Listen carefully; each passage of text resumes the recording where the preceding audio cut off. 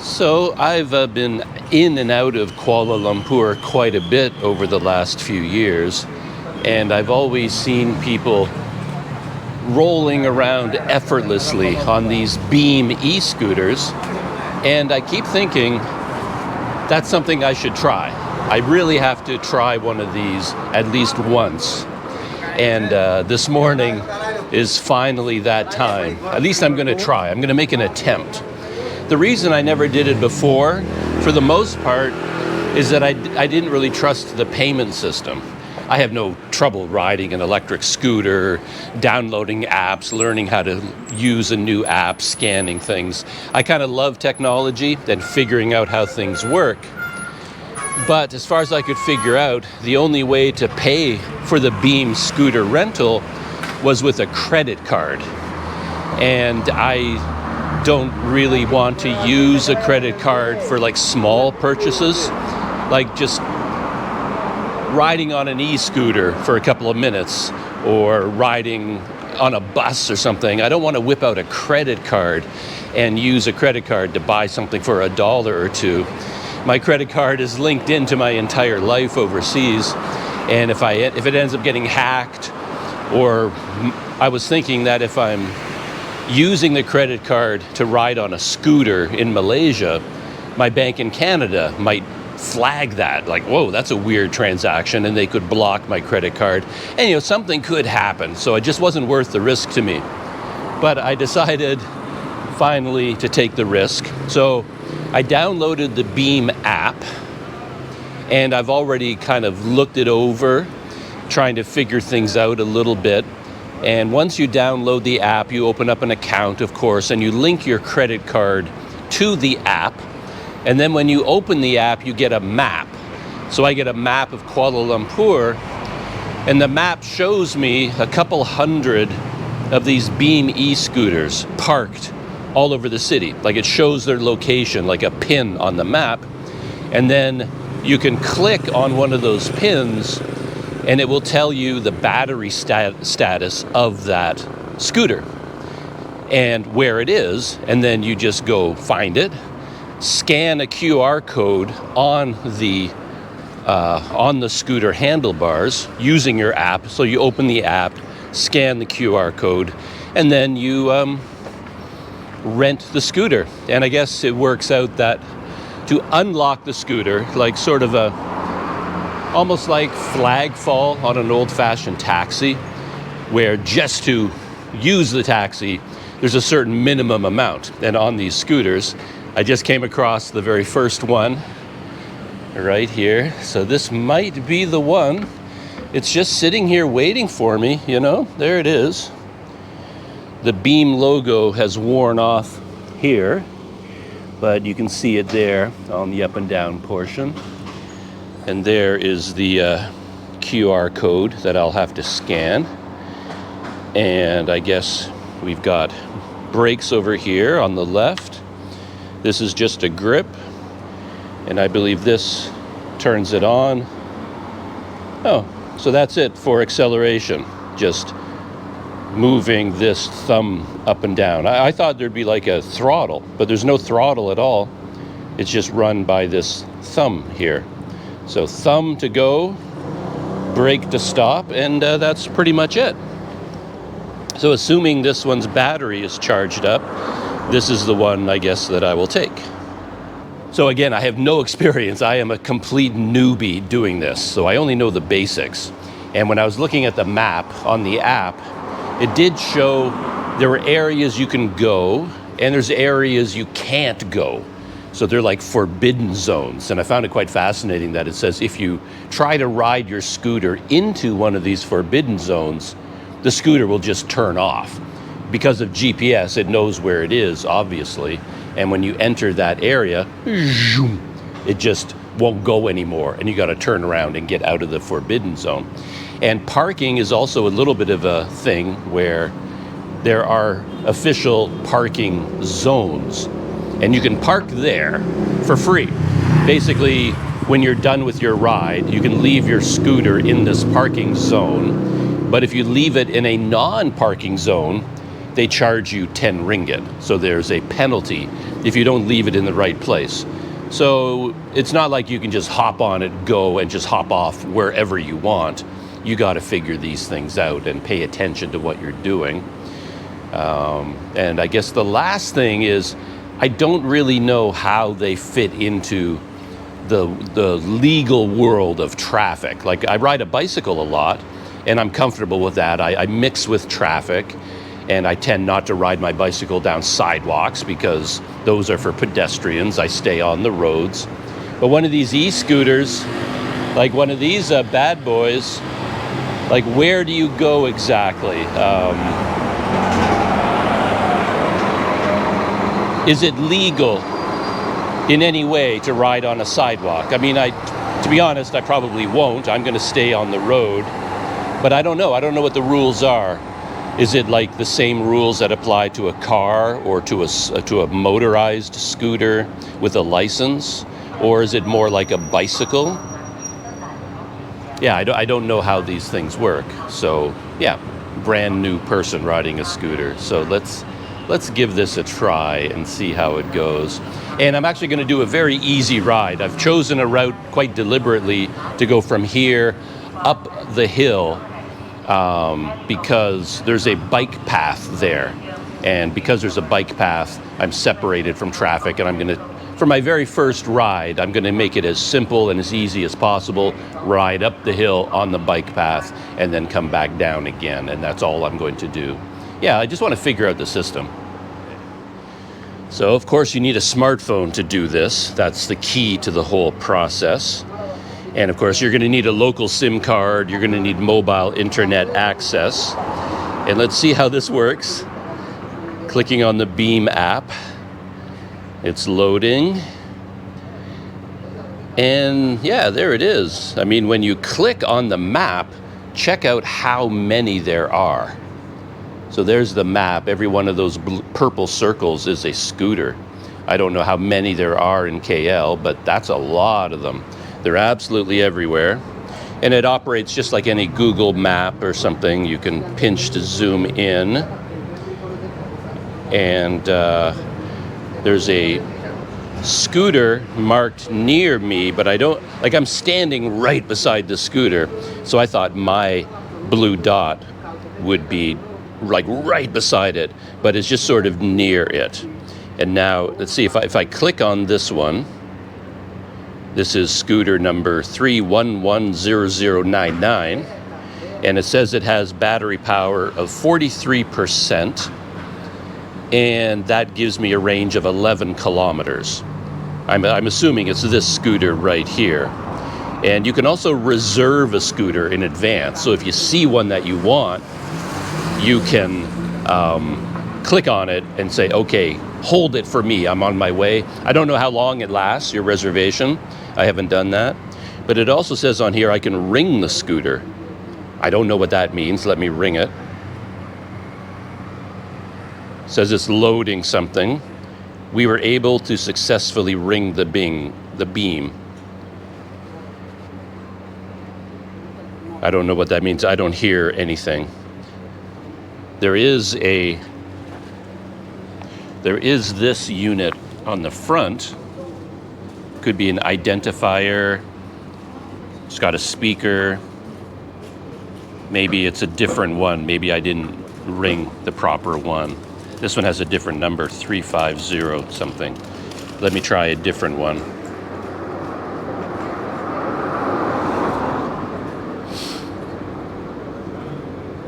Let me try to ring again. It says it's loading. Ah, it worked. Okay. So this is this one on the map. Let's ring again. That was so exciting. You get a flashing light and a beep.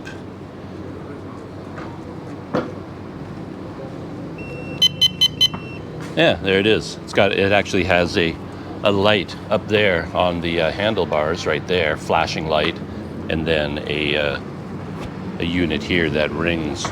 So that's pretty cool. Yeah. One thing I find fascinating about these scooters, just as a business, is there's a whole secret world of people who work for Beam, and they must all day and all night, they're roaming around the city. They must be in vehicles loading these up onto trucks, taking them away to have their battery charged, and then bringing them back. And I'm sure a lot of these scooters get abused, thrown into the river, or something happens to them, and they've got to constantly be looking for them, finding them, taking them out of the no parking zones, putting them into the proper part, So there's this whole world of people roaming around doing things like that, and I'm curious about that. Like, what a major effort that must be. Anyway, so, okay, reserving it, ringing it, 2.5 ringgit to unlock, and then it's 0.6 ringgit every minute. And I worked that out, that if you rode the scooter for an hour, it would be like around $9 US in total. Something like that. But anyway, let's scan to ride. This is the key here. Please stay in the Beam zone. They're giving me some info. Remember, we have to charge you 10 ringgit if you park outside the Beam zone. So please check where you are before you end your trip, okay? Parking is only free at official parking spots. If you park at one of the many designated Beam parking spots that are marked on the map in the app, parking is free. If you park anywhere else, you will have to pay a parking fee. So, okay. Now I've opened up the scanner. Let's scan the QR code. 80057, that matches the number on the front. Oh, my app says 98% with a range of 25 kilometers, so that's different.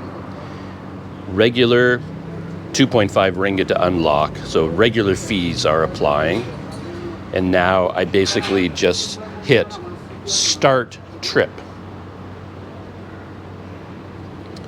And then that will turn it on and then begin the business of charging my credit card. And that's the only thing I'm really nervous about. That's the one thing that gives me pause. I wish I could use touch and go, some kind of like even PayPal, something like that. And then there's a barrier between this app, this scooter, and my bank account and my credit card. But there's nothing, you have to go. I guess the advantage to that maybe is simplicity, that I think Beam is operational in many different countries. So once you get this set up, I could use a Beam here, but then you could probably use Beam in Bangkok, in Indonesia. Like, you can go anywhere in the world and it's all set up already. So you don't have to have a local payment system. So anyway, let's start the trip. It says, preparing your ride. This is the first time I'm doing it, so I have to give it permission to connect to and determine the relative position of nearby devices. And it says trip in progress, and it's counting down. 14 seconds, 15 seconds, 98%. And this whole area near me, it says, like, I'm in a parking zone, but there's an area to my left. It's just like a big red square that says, like right there, it says no parking zone right there. All right. And I was reading online that in order to get one of these scooters moving, you actually push off first. So you push off and move it, and then you hit the thumb thing. And it has a little kickstand down at the bottom. So let me, I've got a 2 GoPro operation going. I've got this one, I'll aim this one sort of at the handlebars, and I'll aim this one forward. So let's get started here. Okay, I think we're good to go. And yeah, that kickstand, yeah, this scooter is definitely a workhorse. It's been around. So they say you kind of push off, and then push the button. So I've pushed off, and hit the go button, but nothing is happening. I've got no power. No, let me check the app. Maybe I got a message. So we're not off to a great start here. Yeah, I scanned the right QR code. The scooter is on, the light is on. Let me aim this so you can see the light is on. Maybe I just don't understand how to power one of these things. Okay, you can also pause your trip and reserve it. There is a learn how to ride button. So fold in the kickstand, push it forward. Once you have enough momentum, gently press and hold the go button. Got it. That doesn't take a genius to figure out, but it's not working for me. I'm running out of sidewalks, so let's turn this around for my testing. So we push off. So now we're moving. Push and hold the go button. And unless there's another button that I'm not aware of, this one is broken. So, yeah, there's go. Nope, I'm pretty sure this scooter is broken. So it looks like I'm gonna have to try a different one.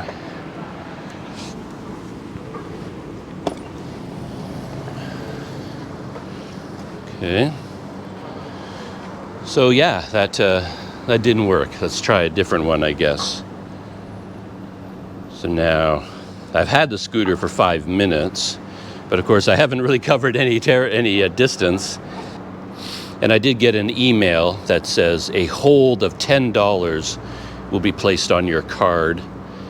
So as soon as you hit go, they charge your credit card and they put $10, and then I guess they calculate at the end how much you actually have to pay. So anyway, total failure. End trip. Ending trip. Payment received. And it shut down. But it, I'm exactly where I started. So, okay. And then you have to take a picture to show where you parked it. Thanks for riding with us. How was your ride? Well, that was, I'm not usually a guy to give 1 stars for anything, but that was a 1 star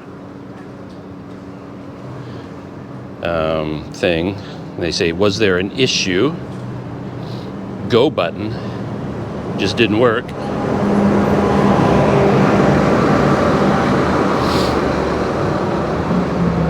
And I paid 6 ringgit for that. So let's go looking for. I was standing there out of the camera frame. Sorry about that.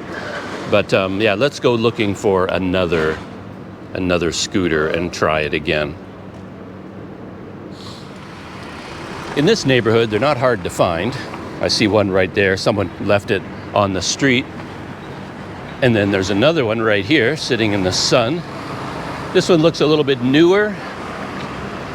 You can still see the Beam logo on the base.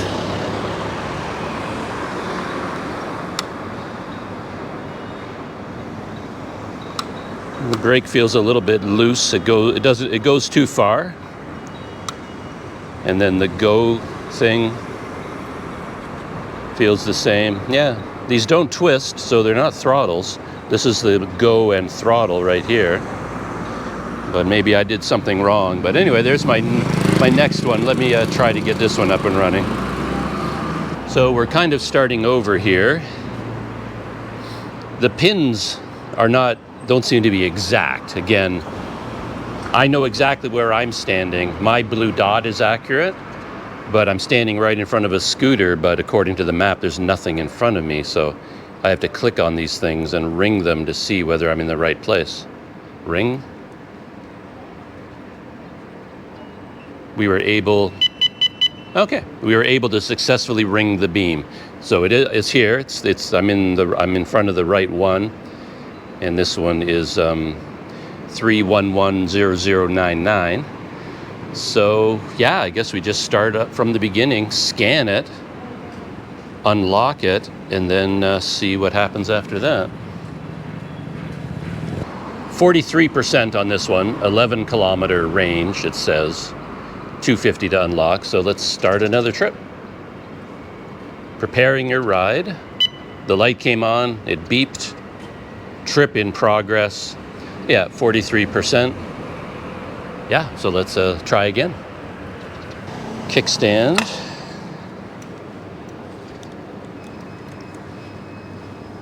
And it says push off to get moving, and then press this to go. So I push off to get moving. There we go. So this one works. And I am, as you can tell, going down the sidewalk, but which I don't know whether that's legal or not. Yeah, the brake is very, very loose. There's almost no braking at all. So that's something to keep in mind. And let's see. Got to get back to the road here. So push off. Oh yeah, that's very gentle, the acceleration. That's very, very nice. No problem at all with that. Electric motors are extremely powerful, so they could just like take off like a rocket if they're set up that way. So here, the braking again. All right. So far, so good. Yeah, when you're stopped dead, the go button doesn't do anything, which is good. I like that as a safety feature. It only engages if you're already moving. So if you're already pushing off and moving, you've obviously made a deliberate decision that it's safe. Uh-oh, I'm pushing off, I'm rolling. There we go.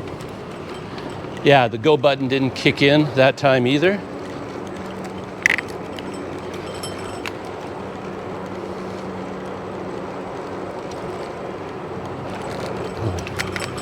I have to stop and adjust my GoPro.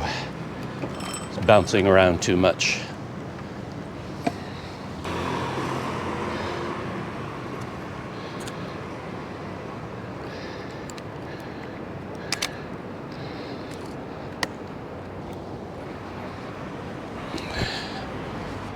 Yeah, I just had a long gooseneck here on this GoPro, and it was like bending too much. But this is more solid. And I have my neck-mounted GoPro here as well.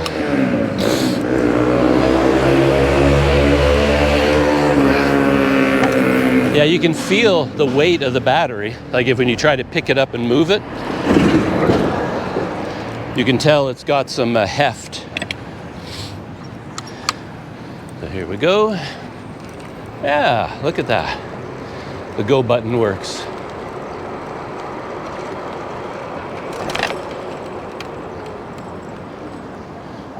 Yeah, the brakes are definitely a problem here. They, you can see here, it hits the handlebars and it won't go any further. You can't get it. Oh, I can turn left now. I'm obeying traffic laws.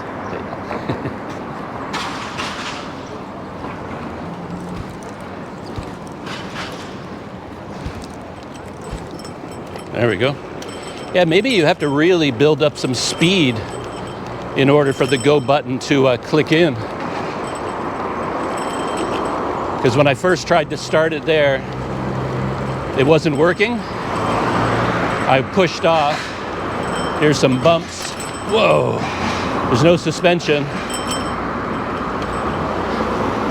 So now I'm on a bicycle path, which is safer, I guess. And I'm going uphill. It's pretty steep uphill, but I have more than enough power to go uphill. So this particular bike path goes onto the sidewalk and then back onto the road. Oh, here's another beam right in front of me. I'm a little bit tall for this beam. Like if I stand up fully, it's like the handlebars are just barely within my reach. I need to be able to raise them higher, but still okay. I'll navigate this little spot.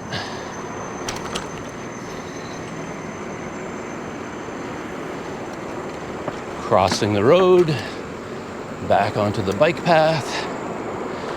And scooters use this bike path as well, but it's pretty early in the morning, so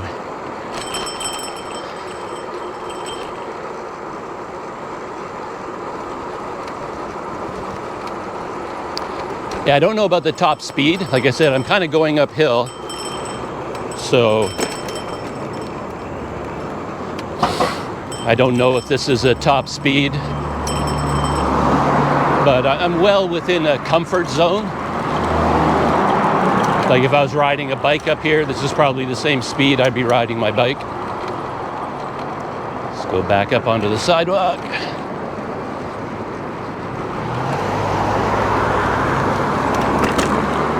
Yeah, you gotta be pretty flexible with. Whoa, lost my GoPro angle there. Yeah, there's no suspension at all.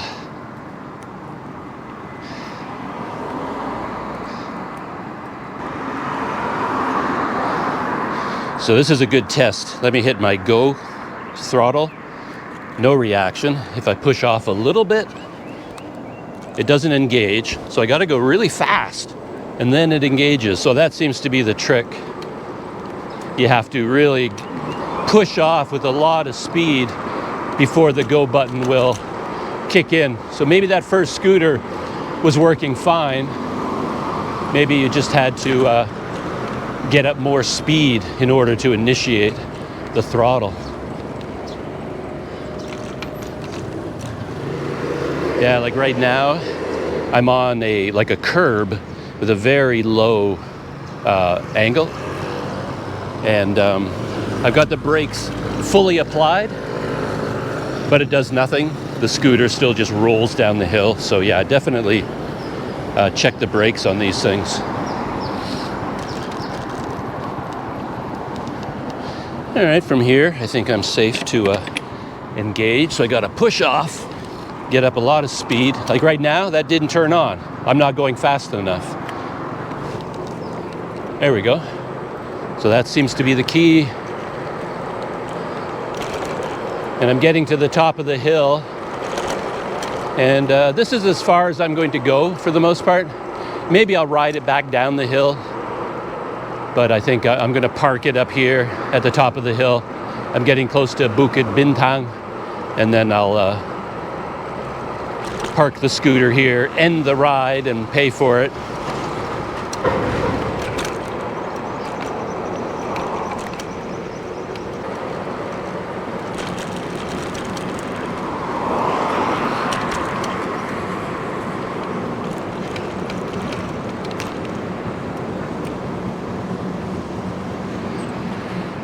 So I came up here because my grocery store is here. I'm going to do a bit of shopping. But so you have to make sure that this is an acceptable parking area. So let's do that. So I was riding I've been using the scooter for 10 minutes. And, it says I have an unstable connection. Let's end, well, I don't see any. Where am I? Oh, okay, it finally found me. So now I can look at my neighborhood, and it doesn't say no parking, but there appear to be official parking zones. So do I have to go there to leave it forever? I can't leave it here? I didn't know that. I thought you could just leave these things anywhere within the city. Okay, where am I? So I have to go back. Or there's another one over here. Holiday Inn. Okay, right there. So I think there's parking there. And then you can get like a voucher of some kind from Beam if you want to go in and have breakfast or something. But anyway, I think I can park in front of the Holiday Inn.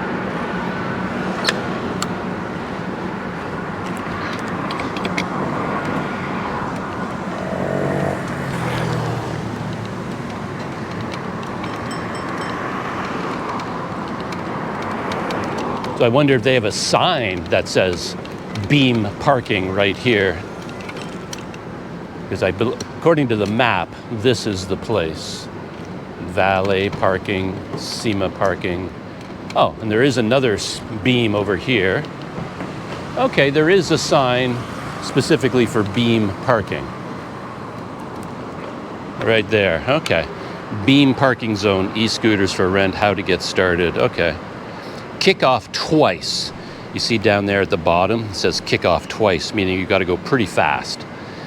End trip and park e-scooter responsibly. And yet I see these scooters just scattered all over the place in all kinds of weird places. So does that mean all of those scooters have been parked, technically against their policy, and they all got charged 10 ringgit for illegal parking? Because I rarely see any of them parked here. But anyway, let's end the trip. Ending trip. Payment received. And then I have to take a picture of it. I'll make sure I've got the parking zone on display.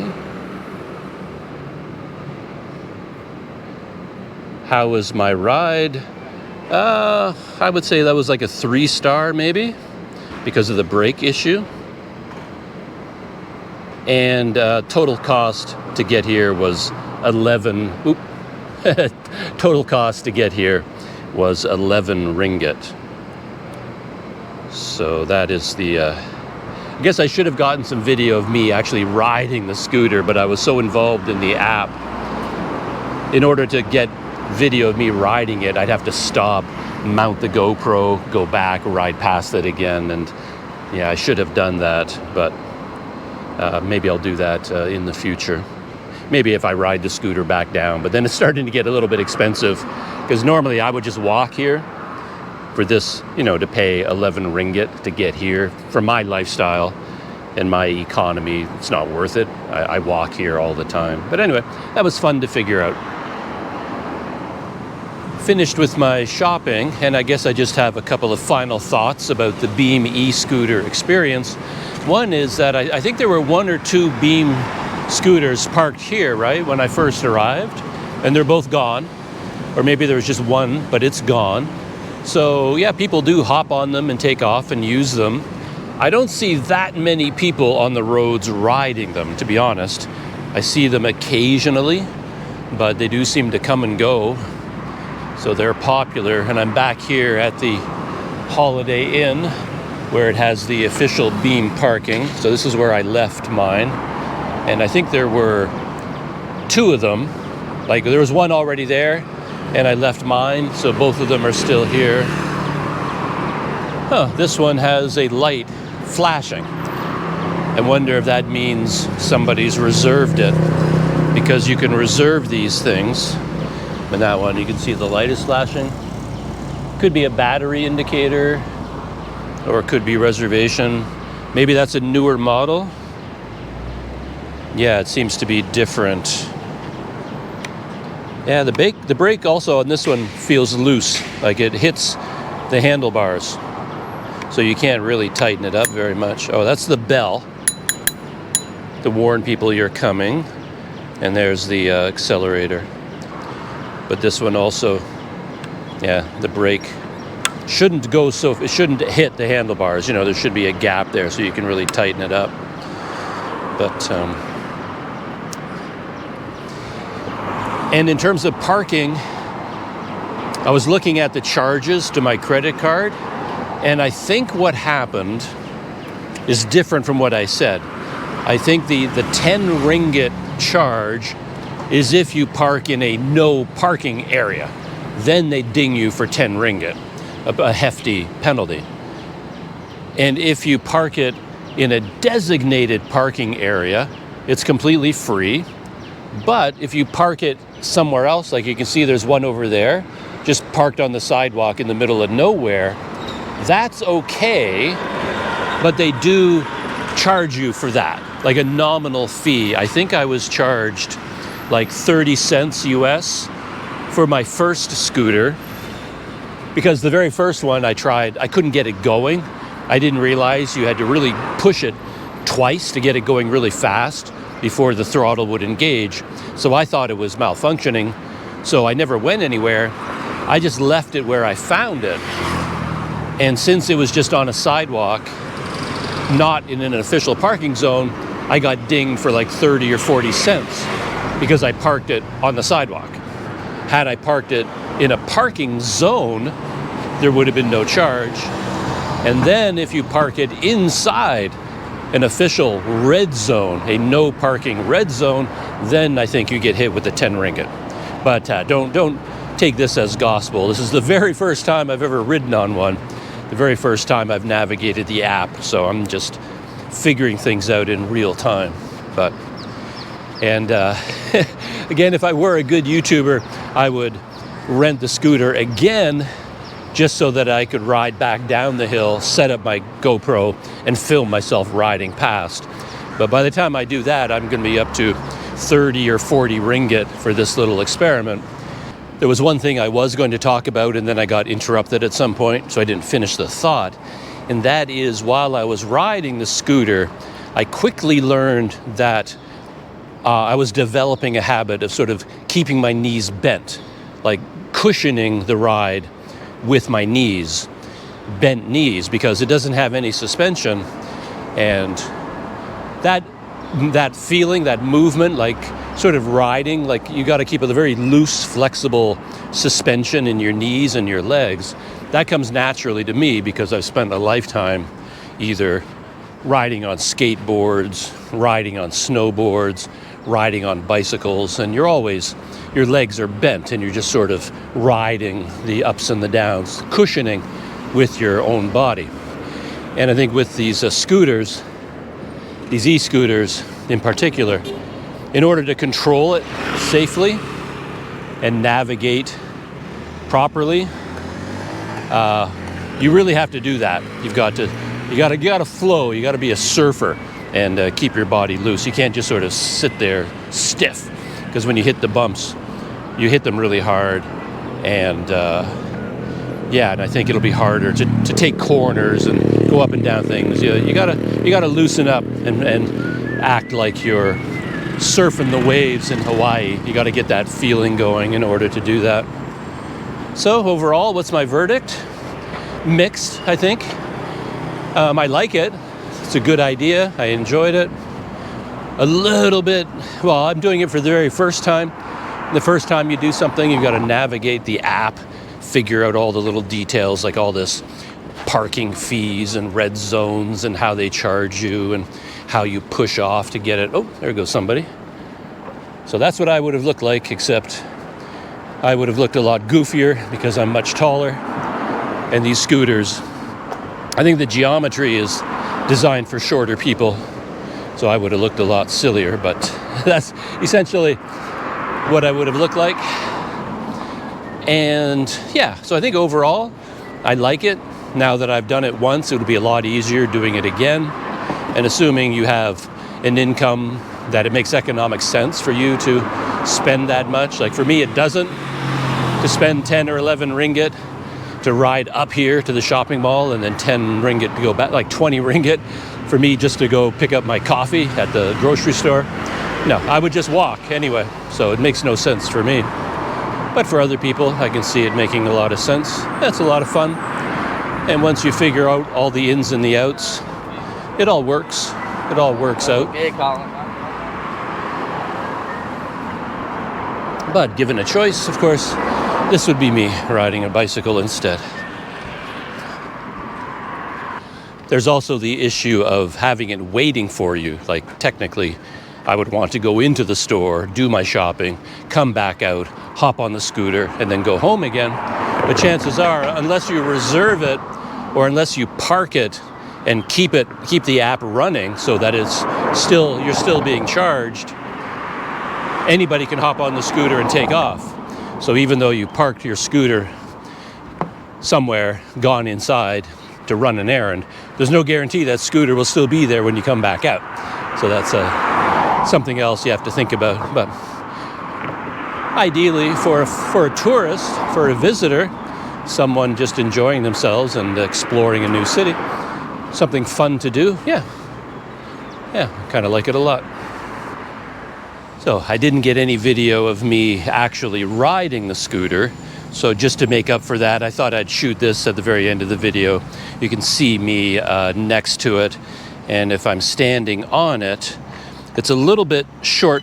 The one that I was on, it was a little bit shorter than this. And then I found my hands were extended all the way down to here. So it was a little bit unsteady. And this one seems to be higher. The handlebars are actually higher. It's funny, they have a sensor built into them that if you move it without renting it, alarms go off. So I'm sort of rolling it around a little bit, and it doesn't like that. But, and as I said, when I was riding on it, I very quickly developed the habit of bending my knees, and then you're just sort of staying, loose like that rather than straight up and down, because that felt a little bit like I didn't have as much control over the scooter. But yeah, there it is, and how it looks with me.